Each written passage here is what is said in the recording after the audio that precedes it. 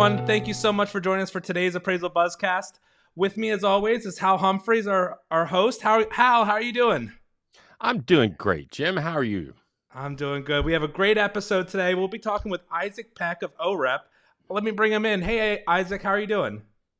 I'm doing good, Jim. It's good to be here. Well, Isaac and I have had a fairly long relationship, but for those listeners that are out there that don't know who you are, would you please tell us who you are and kind of how you ended up in this real estate valuation space? Yeah, thanks for the question. I'm the publisher of Working RE magazine. So we publish a print and digital magazine to appraisers. We've been doing that for 20 years. And then we also run OREP Insurance. So OREP insures over 10,000 appraisers nationwide. We do a lot of professional liability, E&O insurance for appraisers, and we also can do other insurance products. But that's kind of what we're really good at is bringing the latest news to appraisers as well as helping them protect their businesses with insurance. I love it. And for those of you watching on YouTube, you may recognize Isaac from some of the conferences that we host, either the ACTS conference or the Appraisal Summit or Valuation Expo. So Isaac is around. He spends time with appraisers. Not only does he spend time, getting to know appraisers and shaking their hands and doing that thing, he puts out an amazing magazine that is literally just useful information for appraisers. Isaac, I'm going to take a real quick break and hear from one of our sponsors, and then we'll be right back.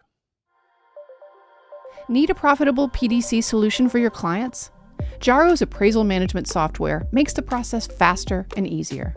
With Jaro, you can order standard appraisals, inspections, and hybrids, all on one seamless platform. The software also gives you everything you need to manage new vendors by taking care of background checks and letting you shop from a pre-vetted panel of inspectors with a wide range of credentials. Get started with Jaro today at tryjaro, that's tryjaro.com. Let's talk about E&O insurance. As new people are coming into the industry and not just using the insurance their mentor used anymore, what kind of questions should an appraiser be asking before signing up with any insurance company? So a lot of appraisers purchase insurance because it's a client requirement, right? So in order to get work from a bank or any kind of sophisticated client, generally they require the appraiser to carry insurance. And we would say, as you're dealing with those requirements and going out to look for insurance, is pick a provider that has a lot of specialization and a policy designed for appraisers. So there's a lot of, the new technology and insurtechs offering policies to 300 or 400 different professions and those kinds of things. And a lot of those companies may not know much about, what an appraiser does, and the policy might not be tailored to your specific profession and provide the kind of coverage that you need. So first of all, we would say seek out the providers that, not just OREP, right, but some of our very longtime competitors that have been serving appraisers for decades. Because they're going to have kind of the background and the experience in terms of if you ever find yourself in trouble or with an upset client or facing a demand, right? They've got the experience. They know they know all about how to defend appraisers, and then the coverage is a lot more tailored to what an appraiser needs.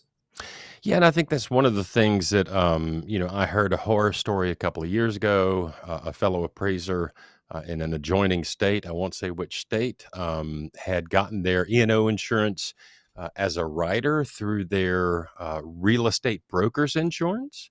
And they had a complaint filed against them, and there was literally no actual coverage there for them. It was just a rider to cover some basic stuff. I know that appraiser has since gotten an actual policy from someone, but my thought is, if you're an appraiser out there and you're looking for E&O insurance, this is not a perfunctory, let's get this done and move on. Think about, insurance is there for the worst case scenario. And it's not terribly expensive. So think about the things that might possibly go wrong. When you talk to appraisers, Isaac, is that kind of the approach you take? Yeah, and to say that OREP has been serving appraisers for 21 years, and we've got a really quality policy, that's not to say that we're more expensive than, say, other options and insure tech that you can just buy online where you never actually meet your agent. We can provide $1 million of coverage for $500, $600. It depends on the state. California appraisers are going to pay more like $700, but between $500 to $700, $1 million of coverage for the year.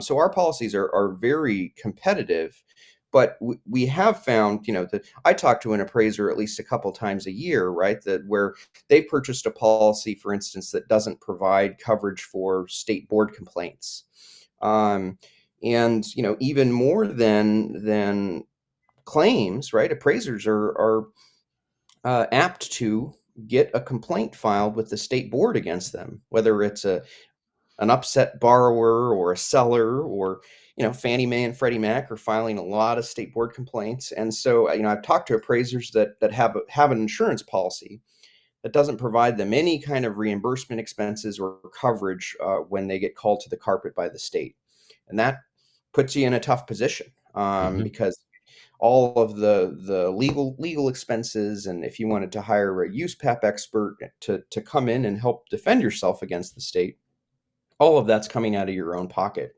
And so, our individual appraiser policy provides $10,000, for example, of disciplinary proceedings coverage. And so that's 10 grand that appraisers can use to defend themselves when a regulator comes and starts sniffing around or trying to charge them with USPAP violations, et cetera. Yeah, and for the listeners out there, here's the thing.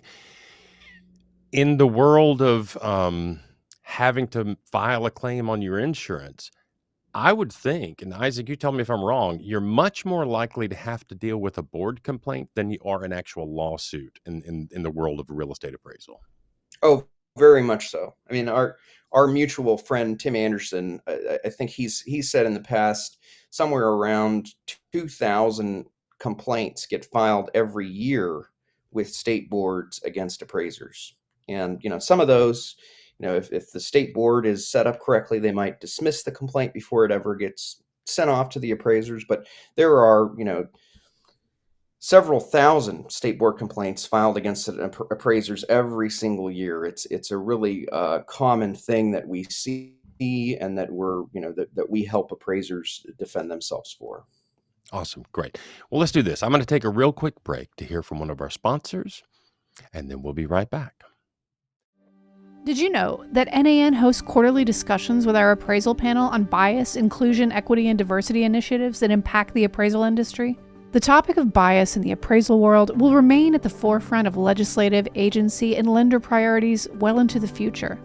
At NAN, we believe that intentional bias is only a very small fraction of the underlying issue, and that outdated policies and regulations and unconscious bias are of far greater concern. It's our hope to work closely with the appraiser community as partners in an endeavor to improve processes and procedures and ensure equitable treatment for all valuations. Learn more by visiting nan-amc.com.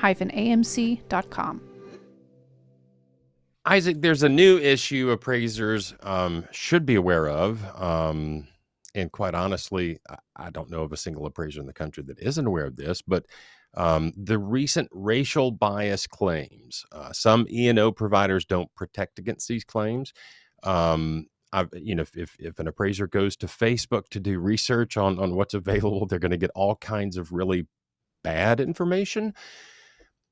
How do you make sure your provider is covering everything? What other items do appraisers need to look out for? Yeah, I mean, the discrimination or bias is very much like fraud in that all insurance carriers exclude fraud. And in Mhm. terms of professional liability policies, not just for appraisers, but for real estate professionals and all kinds of professionals, there are discrimination or bias exclusions in every policy. And so there are a few insurance providers in the appraisal space that have added back coverage for discrimination claims, and OREP is one of them.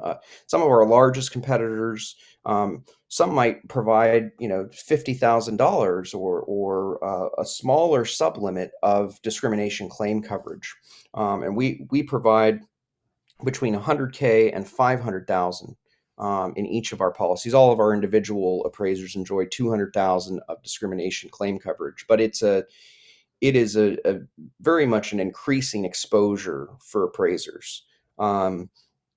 We've got at least 5 national lawsuits that have been filed against appraisers alleging appraisal discrimination. Then we've got, we think, hundreds of HUD discrimination complaints that have been filed against appraisers. And if you don't have the right policy that's providing that coverage to you, you potentially are kind of out in the wind, where even though you're carrying insurance, you've got an exclusion in your policy for that, for just any claim alleging discrimination. And so we really encourage appraisers to read their policies and insure with a program that provides that coverage. Yeah, and again, it goes back to what I said earlier for appraisers. There was a long time when I was a young appraiser that I was like, oh my gosh, I've got to get this E&O insurance. I would just find the cheapest policy, not even look at it. I'd just pay as little as possible. But I've learned over the years that, like, if you spend a little bit extra on a good insurance policy, if something happens, that what seems like a large amount of money up front, the peace of mind it brings is priceless. And this is not, for those of you listening, this is not an advertisement for Isaac or OREP. I will say, full disclosure, I have my E&O insurance through OREP.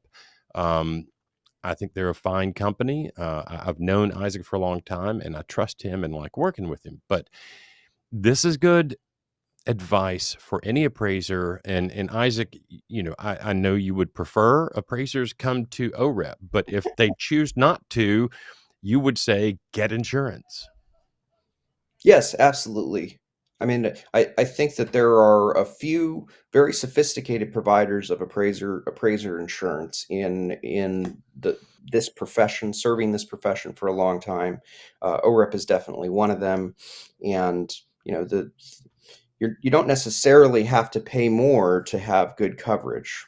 Right. We would put our rates up against all our competitors in terms of, we're very competitive, and we do our best to put, coverage that you really need in the policy. I love it. Well, Isaac, thank you so much for taking the time to be here today. It's always good to chat with you, and I'm looking forward to hopefully seeing you at the ACTS conference coming up next spring out in Colorado Springs. In the meantime, Jim Morrison, do we by chance have an anonymous appraiser question that Isaac and I could noodle around with trying to answer? We do have one, and this is really up your alley, Hal, with it's on rural appraisal. So it may be more of a question for you than Isaac. But it says, I have a rural property with a ton of land, almost 100 acres. There's a farm home on it, but the roof is caved in and it's unlivable. Do I value the land, or do I need to include the cost to demolish or fix the home, even if they don't plan to use that home? Oh boy. I mean, that ends up being part of a scope of work. Isaac, do you want to take a stab at this? I'm really glad that you're here to take that. Here's what I would say. It falls down to scope of work. As an appraiser, you can value pretty much anything you need to value. If the home is on the land and it is derelict, it is falling down, it is structurally unsound, just out of an abundance of caution, I might see what it would cost to demolish the building. If the roof is caving in, the chances of repairing it may not be feasible. But I would at least look into that and consider that in my valuation. At the end of the day, it's a call you're going to have to make. And if you make the wrong one, you're going to have to call Isaac and get him to help you out on your insurance coverage. That's a long talk with your client. It's a scope of work issue. Does it have value?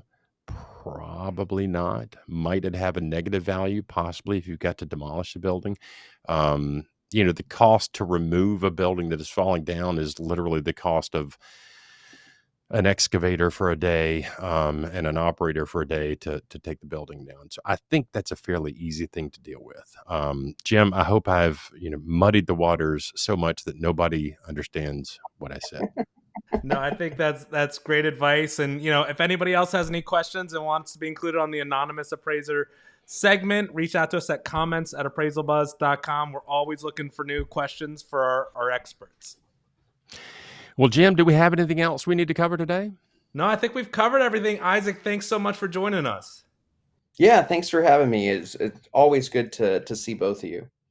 Always good to see you. So in that case, for Jim Morrison and Isaac Peck, I'm Hal Humphreys, and that's your Appraisal Buzz for this week.